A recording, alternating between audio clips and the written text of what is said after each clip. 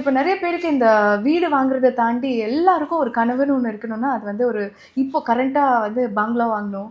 எனக்கு ஒரு டூப்ளெக்ஸ் வாங்கணும். வீட்டுக்குள்ளார படி இருக்கணும். ஸோ இது வந்து ஒரு ஜென்ரல் ரிக்வயர்மென்ட் ஒரு ரிக்வயர்மென்ட்ங்கிறத தாண்டி ஒரு ட்ரீம், ஒரு கனவு அப்படிங்கிற மாதிரி ஆயிடுச்சு. ஸோ இப்படி ஒரு ப்ராப்பர்ட்டி வாங்கணும்னா என்னென்ன விஷயங்கள் மனசுல வச்சுக்கணும்?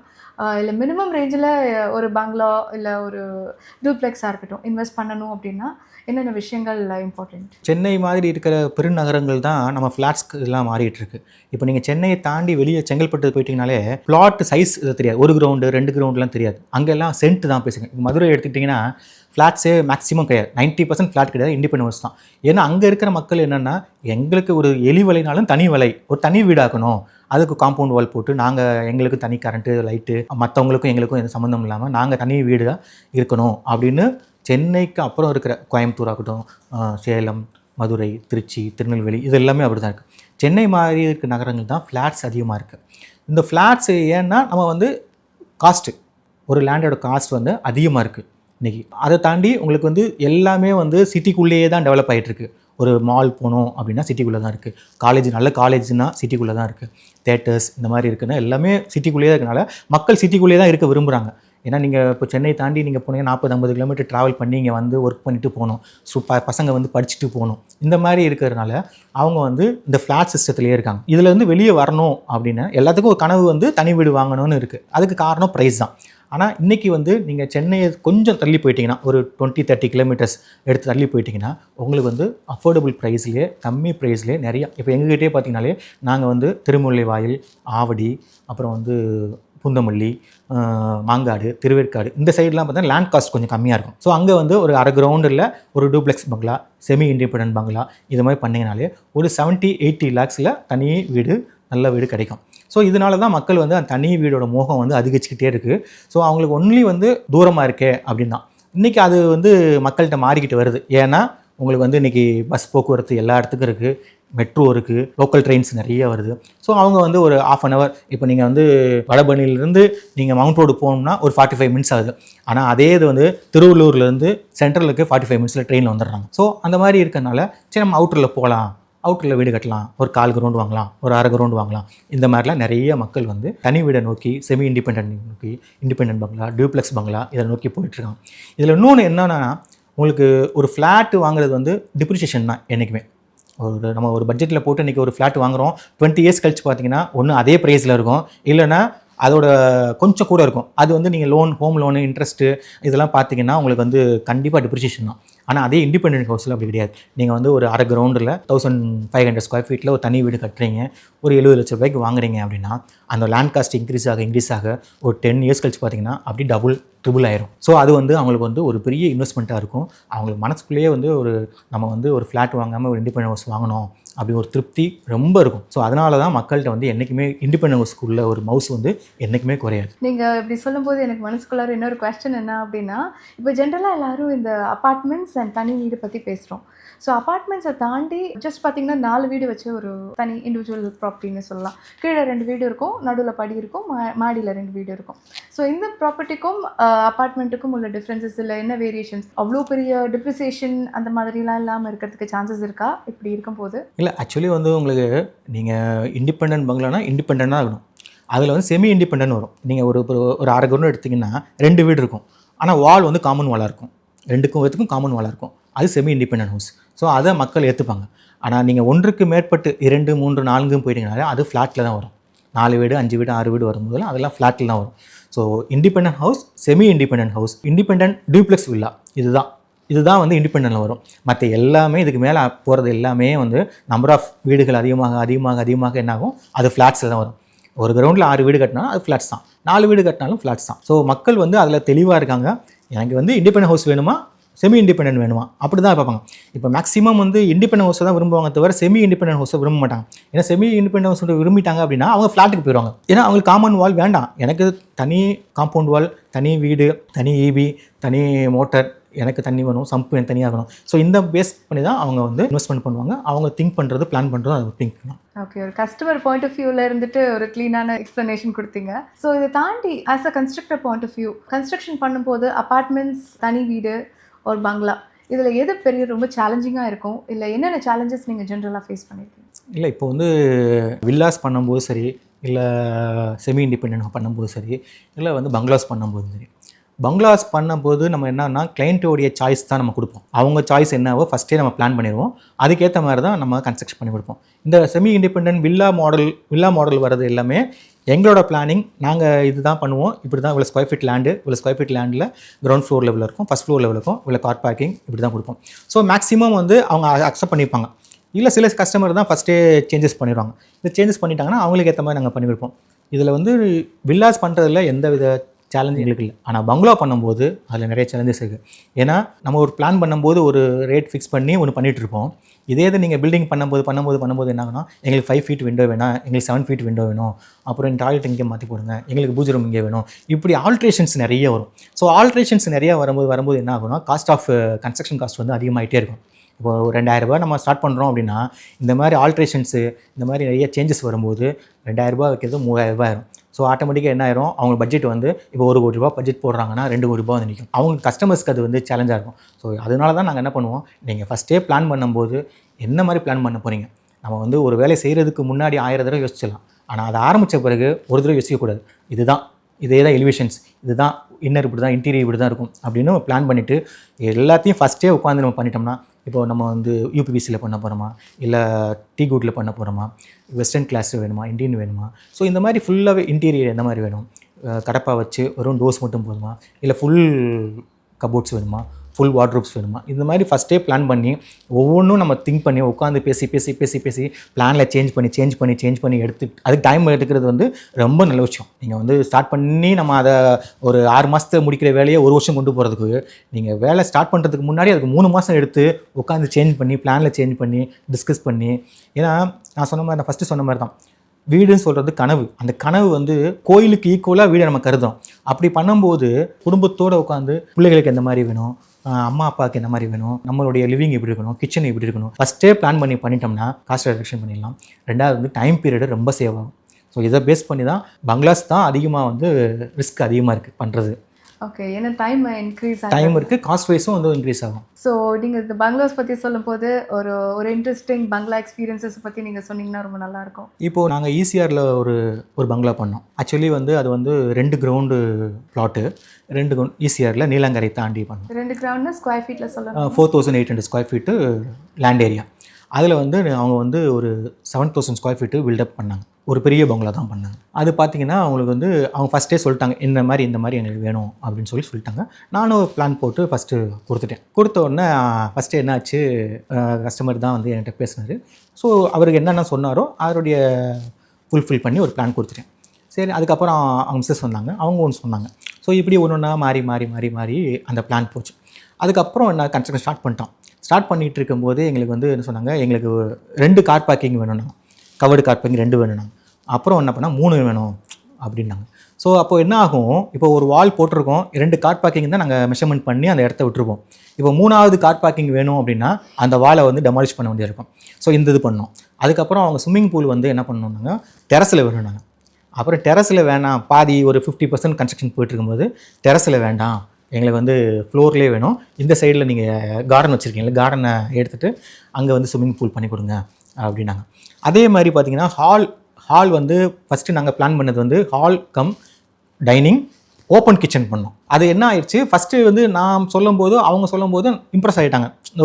ஒரு ஹால், ஒரு டைனிங், ஒரு ஓப்பன் கிச்சன் அப்படிங்கும்போது நல்லா இருக்கும் அப்படின்னு பிளான் பண்ணி ஓகே சொல்லிட்டாங்க. அதுக்கப்புறம் கன்ஸ்ட்ரக்ஷன் ஆகி ஃபஸ்ட் கிரவுண்ட் ஃப்ளோர் ரூஃப் போட்ட பிறகு அவங்க பார்த்துட்டாங்கன்னா எல்லாமே என்ன இப்படி ஓப்பனாக இருக்குது, ஃபுல்லாக இருக்குது, நீங்கள் ஹால்லேருந்து பார்த்தா கிச்சன் தெரியுது, டைனிங்லேருந்து பார்த்தா இப்படி தெரியுது அப்படின்னு சொன்னால் அவங்க வந்து பார்ட்டிஷன்ஸ் எங்களுக்கு வேணும், எங்களுக்கு வந்து கிச்சன் செப்பரேட் பண்ணுங்கள். இந்த மாதிரி ஒவ்வொன்றா பண்ணி நாங்கள் வந்து 1.5 இயர்ஸ் பிளான் பண்ணதை நியர்லி வந்து ஒரு 2 இயர்ஸ்க்கு மேலே ஆகிப்போச்சு.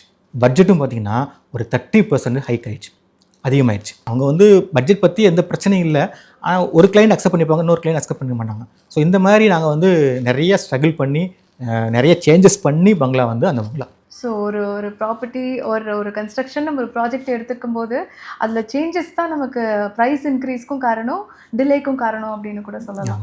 ஸோ இப்போ நிறைய பேர் வந்து இப்போ பிளான் பண்ணியிருக்கிறது அட்வர்டைஸ்மெண்ட்ஸே நிறையா வருது. ஃபார்ம் லேண்ட்ஸ் வாங்குங்க, சென்னைக்கு ரொம்ப பக்கத்தில் பார்த்தீங்கன்னா மாந்தோப்பு இருக்குது, தென்னந்தோப்பு இருக்குது அப்படின்னு சொல்லிட்டு இந்த ஃபார்ம் லேண்ட்ஸ் வந்து இப்போ இன்க்ரீஸ் ஆகுது.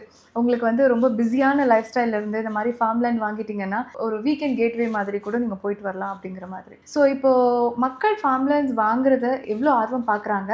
At the same time first property வாங்கிட்டேன், ஃபஸ்ட்டு வீடு வாங்கிட்டேன், செகண்ட் வீடு வாங்கணும் அப்படின்னு இருக்கிறவங்க என்ன அவங்களுடைய ரெக்குவயர்மெண்ட்ஸாக இருக்குது, இல்லை என்ன அவங்களுடைய எதிர்பார்ப்பாக இருக்குது? இன்றைக்கி ஃபார்ம் லேண்ட்ஸ் வாங்குறது வந்து நல்ல இன்வெஸ்ட்மெண்ட்.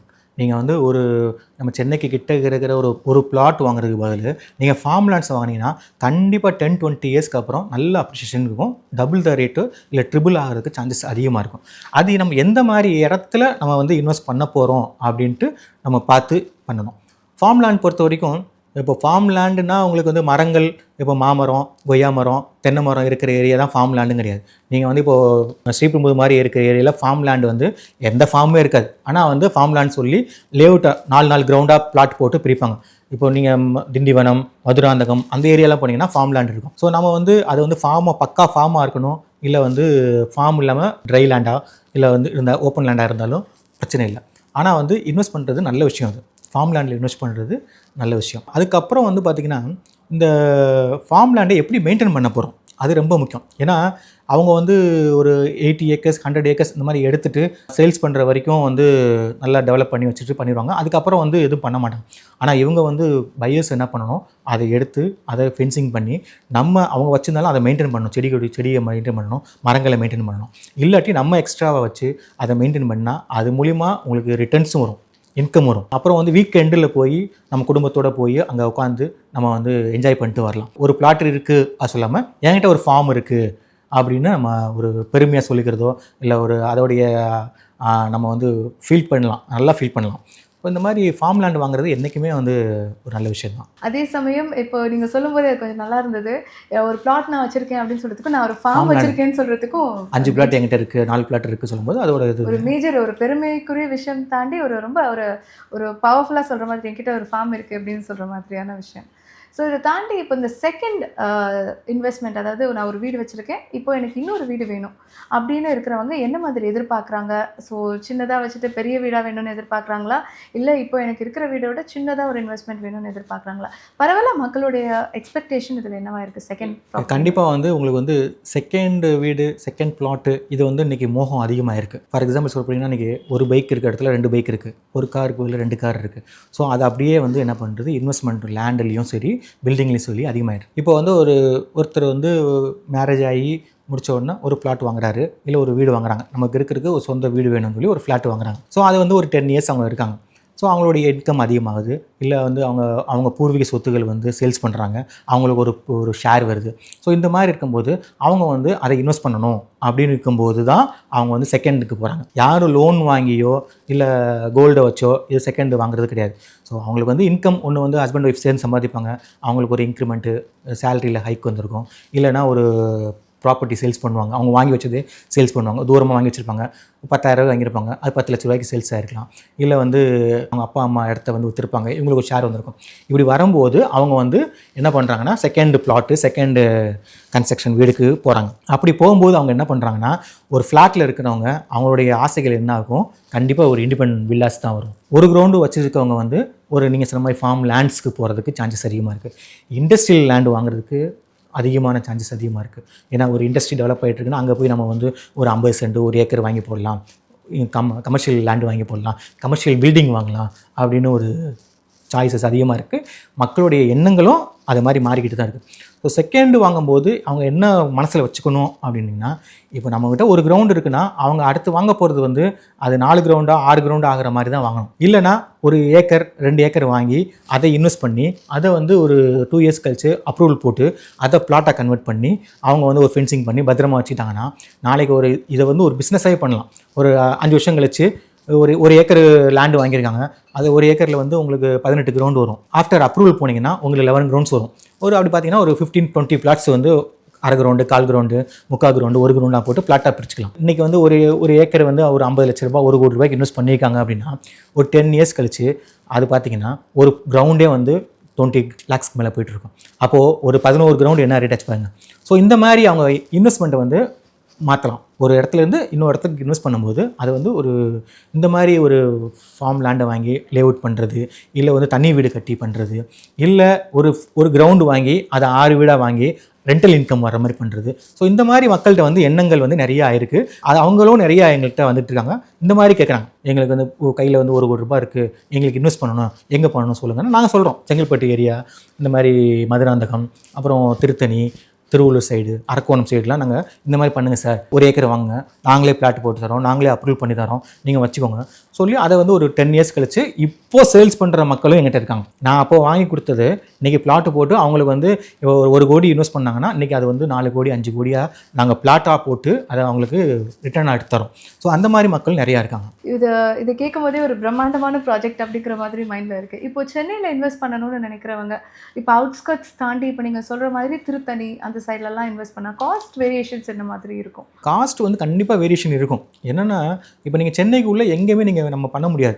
அது வந்து அவங்களுடைய தேவையை பொறுத்து தான். இப்போ எனக்கு வீடு வேணும், 2 பேர் ஒர்க் பண்ணுறோம், நாங்கள் வந்து எங்களுக்கு ஒரு வீடு வேணும் அப்படின்னீங்கன்னா அவங்க சிட்டிக்குள்ளே வாங்குறாங்க. நீங்கள் அதை இல்லை நம்ம வந்து வெளியே போய் நம்ம இன்வெஸ்ட் பண்ணலாம் அப்படின்னா அவங்க வந்து அங்கே வசிக்க முடியாது. இப்போ திருத்தணிலையோ, அரக்கோணத்துலையோ, செங்கல்பட்டுலையோ, சுங்குவாசத்தில், காஞ்சிபுரத்துலையோ போய் வசிக்க முடியாது. அது வந்து இன்வெஸ்ட்மெண்ட் பிளாட் தான்.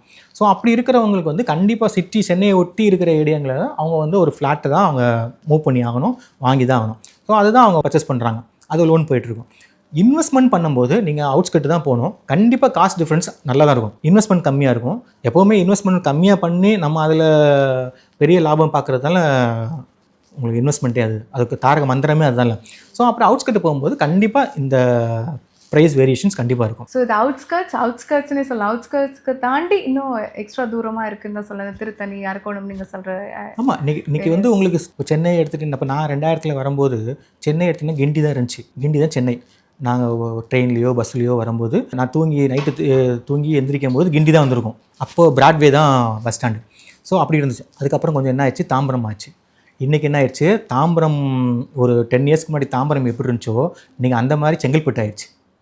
ஸோ நீங்கள் மகாபலிபுரம், செங்கல்பட்டு, காஞ்சிபுரம், அரக்கோணம், திருவள்ளூர் இந்த பக்கம் வந்தீங்கன்னா அப்படியே கும்மிடிப்பூண்டி, பொன்னேரி இதெல்லாம் டெவலப் ஆயிடுச்சு. ஸோ நீங்கள் சென்னையிலேருந்து எடுத்துட்டிங்கன்னா ஒரு 100 கிலோமீட்டர்ஸ் ரேடியஸில் டெவலப் ஆகிட்டுருக்கு. ஸோ அப்போது வந்து இன்வெஸ்ட்மெண்ட் வந்து உங்களுக்கு மக்கள் வந்து அங்கே போய் வாங்குறது வந்து கண்டிப்பாக வாங்க தான் செய்வாங்க. அதோட அப்ரிஷியேஷன் அதிகமாக தான் இருக்கும். ரொம்ப கிளியராக எக்ஸ்பிளைன் பண்ணீங்க. ஸோ இப்போ ஜென்ரல் கொஸ்டின் என்னென்னா, எல்லாருக்கும் ஒரு அர்ஜென்சி இப்போ க்ரியேட் ஆகிடுது. இப்போ எப்படி ஒரு ஃபோன் வாங்கணும் அப்படின்னு ஒரு அர்ஜென்சி இருந்ததோ, இப்போ எல்லோரும் அந்த பேஸ் தாண்டிட்டாங்க லைஃப்பில். ஸோ அடுத்தது கோல்டு வாங்கணும் அப்படிங்கிறது ஒன்று இருக்குது. அதை தாண்டி இப்போது எனக்குன்னு ஒரு சின்ன லேண்டாவது இருக்கணும் அப்படிங்கிற ஒரு ப்ரெஷர். என் ஃப்ரெண்டு வாங்கிட்டாங்க, எங்கள் சொந்தக்காரங்க வாங்கிட்டாங்க, எனக்கு ரொம்ப தெரிஞ்சவங்க வாங்கிட்டாங்க, ஆனால் என்னால் வாங்க முடியலங்கிற ஒரு டிப்ரெஷனில் நிறைய பேர் இருக்காங்க. ஸோ அப்படி இருக்கிறவங்க சென்னைங்கிற மாதிரி ஒரு சிட்டியில் என்னால் அவ்வளோ பணம் கொடுத்து இன்வெஸ்ட் பண்ண முடியல, ஆனால் எனக்கு லேண்ட் வாங்கணும். என்கிட்ட பெருசாக சேவிங்ஸ் அந்த மாதிரி எதுவும் கிடையாது. நான் ஒரு லோன் போட்டு வாங்குற மாதிரியோ, ஒரு இஎம்ஐயில் வாங்குற மாதிரியோ, ஆனால் ஒரு கொஞ்சம் அஃபோர்டபுளாக வாங்கணும் அப்படின்னா தமிழ்நாட்டில் எந்த பிளேஸஸ் சொல்லலாம், இல்லை சென்னைக்கு பக்கத்துலன்னு சொல்லக்கூடிய சின்ன சின்ன ஊர்கள் ஏதாவது இருந்ததுன்னா எது நம்ம பெஸ்ட்டான இன்வெஸ்ட்மெண்ட் அவங்களுக்கு ஒரு கொஞ்சம் மனசில் அபாடா அப்படின்னு நிம்மதியாக ஃபீல் பண்ணுற மாதிரி என்ன லொக்கேஷன்ஸ்? இல்லை, இப்போ நீங்கள் சென்னை தவிர நீங்கள் மதுரை, திருச்சி, கோயம்புத்தூர், சேலம் இதெல்லாம் ரியல் எஸ்டேட்டில் நல்லா இருந்தாலும் இன்னைக்கு சென்னை வந்து உங்களுக்கு என்னென்னா இந்தியாவில் இருக்கிற மெட்ரோ சிட்டியில் சென்னை ரொம்ப முக்கியமானது. ரெண்டாவது வந்து இங்கே தான் பெரிய பெரிய இன்வெஸ்ட்மெண்ட்ஸு, பெரிய பெரிய நிறுவனங்கள், ஐடி கம்பெனிலேருந்து, பெரிய பெரிய கார் கம்பெனிலேருந்து எல்லாமே சென்னை தான் வராங்க. ஸோ சென்னை தான் வந்து டெவலப் ஆகிட்டுருக்கு. ஸோ இங்கே இன்வெஸ்ட் பண்ணுறது தான் வந்து ரொம்ப வந்து நல்ல விஷயம். அதுதான் நாளைக்கு அப்ரிஷியேஷன் ஆகும். ஸோ மற்ற ஊர்லேயும் வாங்கி போடலாம். இப்போ நான் மதுரையில் இருக்கேன் அப்படின்னா என் சொந்த ஊர், நான் மதுரையில் வாங்கி போடுறேன், அந்த ஒரு எக்ஸ்ட்ரா வாங்கி போடுறது அந்த மாதிரி தான் இருக்குமே தவிர, ஆனால் நீங்கள் சொன்ன மாதிரி ஒரு ஃபஸ்ட் டைம் இன்வெஸ்டரு ஒரு கொஞ்சமாக சேர்த்து வச்சு ஒரு இடம் வாங்கணும் பார்க்குறாங்க, இல்லை மாத தவணையில் கட்டி வாங்குறேன்றாங்க, இல்லை பேங்க்கில் லோன் போட்டு பண்ணணுன்றாங்க. ஏன்னா பேங்க்கில் லேண்டுக்கெல்லாம் லோன் போட்டிங்கன்னா ப்ராப்பர்ட்டி கன்ஸ்ட்ரக்ஷன் லோனை காட்டிலும் இன்ட்ரெஸ்ட் ரேட் அதிகம். ஸோ அப்போது வந்து இந்த மாதிரிலாம் வராங்க அப்படின்னா அவங்க சென்னையில் இன்வெஸ்ட் பண்ணுறது தான் ஒன்று. சென்னையை பொறுத்த வரைக்கும் இன்றைக்கி சென்னை சிட்டி லிமிட்டு ஒரு இருக்குது, அதுக்கப்புறம் சிஎம்டிஏ லிமிட் இருக்குது. ஸோ சிஎம்டிஏ லிமிட்டு நீங்கள் பார்த்தீங்கன்னா இன்றைக்கி கூடுவாஞ்சேரி தாண்டி சிங்கப்பூர் மால் கோயில் வரைக்கும் போயிடுச்சு. சிட்டி லிமிட்டும் கூடுவாஞ்சேரி தாண்டி போயிடுச்சு. ஸோ சென்னைன்னு சொன்னாலே இன்றைக்கி வந்து செங்கல்பட்டு தான். ஸோ அதே மாதிரி இங்கிட்டு மகாபலிபுரம் தான் உங்களுக்கு சென்னை. ஸோ இப்போ சென்னைன்னு சொல்லும்போது இந்த மாதிரி 100 கிலோமீட்டர் சரௌண்டிங்கில் நீங்கள் ஒரு பிளாட்லேயோ இல்லை ஃபார்ம் லேண்ட்லேயோ இந்த மாதிரி இன்வெஸ்ட் பண்ணிங்கன்னா கண்டிப்பாக அவங்களுக்கு வந்து ஒரு அப்ரிஷியேஷன் இருக்கும். ஸோ இப்போது இன்வெஸ்ட்மெண்ட் அப்படின்னு வரும்போது ஆல்ரெடி எல்லாமே பண்ணியாச்சு. ஸோ இன்னைக்கு ரேஞ்சிலேருந்து இன்னும் 20 இயர்ஸ்க்கு அப்புறம் இந்த ரியல் எஸ்டேட் துறை எப்படி இருக்கும், எப்படி பார்க்கலாம் அதை? ஆக்சுவலி பார்த்தீங்கன்னா இப்போது 2000 தான் நம்ம வந்து சென்னை டெவலப்மெண்ட்டு ஆரம்பிச்சு. சென்னையில் 2000 பார்த்தீங்கன்னா மத்திய கைலாஷ் பக்கத்தில் 8 ஏக்கரில் டைட்டில் பார்க்குன்னு ஒன்று ஸ்டார்ட் பண்ணாங்க. ஸோ அது ஸ்டார்ட் பண்ணதுக்கு அப்புறம் தான் ஓஎம்ஆர் ரோடு டெவலப் ஆச்சு. அது எங்கே வைக்க போச்சுன்னா 30-40 கிலோமீட்டர்ஸ் வரைக்கும் அந்த OMR ஆச்சு. ஸோ நாங்கள் அப்போ மக்கள்கிட்ட நாங்கள் எங்கள் பையர்கிட்ட சொல்லும்போது இங்கே வந்து ஐடி கம்பெனி வருது, இங்கே வந்து கோல்ஃப் கிரவுண்ட் வருது, ஸோ இங்கே மால் வருது அப்படி சொல்லும்போது அவங்க அதெல்லாம் மீன் பண்ணவே இல்லை. வந்தாங்க, பார்த்தாங்க, இன்வெஸ்ட் பண்ணாங்க. ஸோ அப்போச்சு இன்றைக்கி அது எல்லாமே சாத்தியமாயிருச்சு. ஸோ ஒரு ஐடி கம்பெனி அங்கே டைட்டில் பார்க்குன்னு ஒரு ஐடி கம்பெனி வந்ததுக்கு அப்புறம் தான் அந்த OMR டெவலப் ஆச்சு.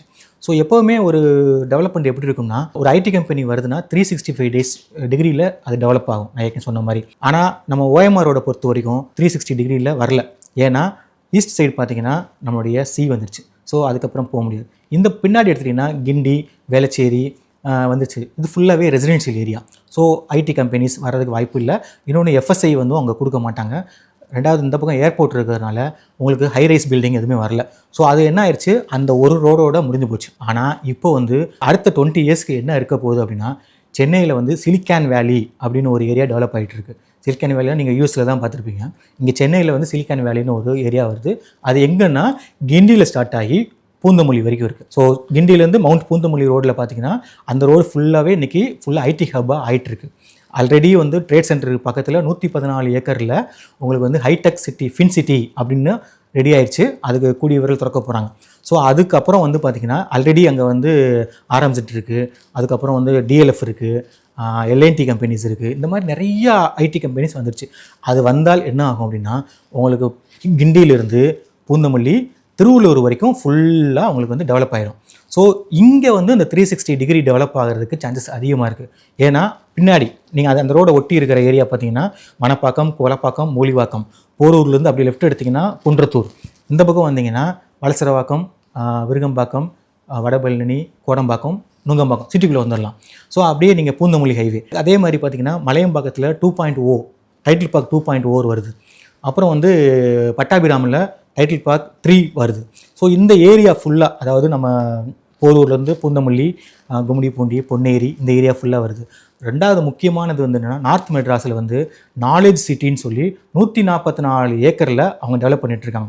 ஸோ இது எல்லாமே வந்துருச்சுன்னா அதுக்கப்புறம் முக்கியமானது ரோடு வந்து பார்த்திங்கன்னா இப்போ ஆல்ரெடி ECR ரோடு வந்து டெவலப் ஆகிட்டுருக்கு, எக்ஸ்டெண்ட் பண்ணிகிட்ருக்காங்க. அப்புறம் OMR ரோடு டெவலப் ஆயிடுச்சு. இங்கே உங்களுக்கு GST ரோடு ஆல்ரெடி 6 லேன் ஆகி உங்களுக்கு செங்கல்பட்டு வரைக்கும் போயிடுச்சு. பெங்களூர் ஹைவே இருக்குது ஆல்ரெடி. இப்போ ஃபாஸ்ட் ஹைவேன்னு சொல்லி ஒன்று போட்டுட்ருக்காங்க. இதை காட்டில் முக்கியமானது என்னென்னா, மகாபலிபுரத்தில் ECRலேருந்து மகாபலிபுரம் வழியாக உங்களுக்கு வந்து பெரிய ஹைவேன்னு சொல்லி ஒரு ஏரியா வந்துட்டுருக்கு. அது வந்து 8 லைன்ஸ் வந்துட்டுருக்கு. அது எங்கேருந்து வருதுன்னா, உங்களுக்கு பூஞ்சேரியில் பெரிய ரவுண்டனா போடுறாங்க. அந்த ரவுண்டனாலேருந்து அப்படியே செங்கல்பட்டு வருது. நம்ம சிங்கப்பெருமாள் கோயில் வழியாக சுங்குவாசத்திரம் வந்து சுங்குவாசத்திரத்துலேருந்து அதானி போட்டு அது வரைக்கும் உங்களுக்கு போகிறதுக்கு காட்டுப்பள்ளி வரைக்கும் அந்த ரோடு வரைக்கும். ஸோ இந்த road ways plus IT hub இதெல்லாம் டெவலப் ஆகும்போது அடுத்த 20 இயர்ஸுக்கு நீங்கள் சென்னையிலேருந்து 100 கிலோமீட்டர்ஸில் எங்கே இன்வெஸ்ட் பண்ணாலும் நல்ல ஒரு இன்வெஸ்ட்மெண்ட்டு. நீங்கள் அது வில்லாவில் பண்ணுங்கள், ஃபார்ம் லேண்டில் பண்ணுங்கள், பிளாட்டில் பண்ணுங்கள், பங்களாஸ் கட்டுங்க, எங்கே பண்ணாலுமே மிகப்பெரிய அப்ரிசியேஷன் இருக்குது. நான் வந்து 20 இயர்ஸ் சொல்லலை, அடுத்த 50 வருஷத்துக்குள்ள டெவலப்மெண்ட்டு இன்னும் வரப்போகுது. இது வந்து மிகப்பெரிய வந்து ஒரு ரியல் எஸ்டேட்டில் பெரிய, நீங்கள் 2003லேருந்து 2008 வரைக்கும் பயங்கர பூமில் இருந்துச்சு. அந்த பூமை காட்டிலும் இந்த இது வரப்போகிறது பாருங்கள். நீங்கள் நோட் பண்ணிக்கோங்க, 2025லேருந்து அடுத்த 25-50 வருஷத்துக்கு இந்த சென்னை வந்து 100 கிலோமீட்டர்ஸில் 150 கிலோமீட்டர்ஸ் வரைக்கும் ரேடியஸில் டெவலப் ஆக போகுது. ஓகே, ரொம்ப கிளியராக எக்ஸ்பிளைன் பண்ணிங்க சார். ஸோ ஃபார் எக்ஸாம்பிள் எப்படி இன்வெஸ்ட் பண்ணணும், எங்கெங்கே இன்வெஸ்ட் பண்ணணும், எவ்வளோ பட்ஜெட்டில் நம்ம பண்ணலாம் அப்படிங்கிற மாதிரி ஒரு கிளியர் அண்டர்ஸ்டாண்டிங் கொடுத்தீங்க. ஸோ அர்பன் கனெக்ட்டுக்கு வந்து உங்களோட இவ்வளோ நாலேஜை எங்கள் கூட ஷேர் பண்ணதுக்கு we are very happy and thank you so much.